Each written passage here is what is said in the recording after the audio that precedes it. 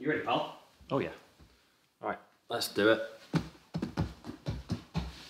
Hey, I'm Matt, a digital content creator from the north of England. I work in interiors, menswear and design.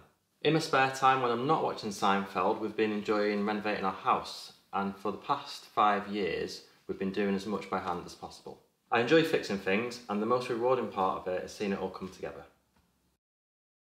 I've been into packaging design and craft for as long as I can remember. It's always been my thing, but that's enough about me. Victorinox has invited me to unbox something very special today, so let's get on with it.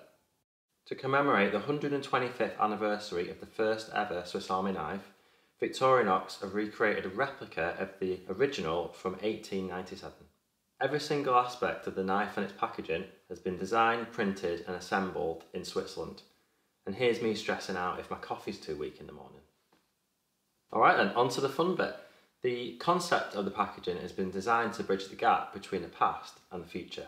It has several layers, and as you open each layer, it reveals a different point in time. So you start with the past, you open more and you're in the present, reveal a little more and you're off to the future. The design itself is centred around preserving the knife for the next 125 years. Inside is this very swish, handy-dandy time capsule, which Victorinox has created to reflect their explorer attitude.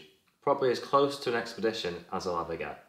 The product itself has been built to be used over and over again, so I do dig that the box has a nice tactile feel to it. Personally, I see this representing the brand's commitment to innovation. When Victorinox first created the Swiss Army knife, they effectively invented an attitude. It's the idea of always being prepared, fixing things instead of throwing them away, and always being open to adventure and exploration.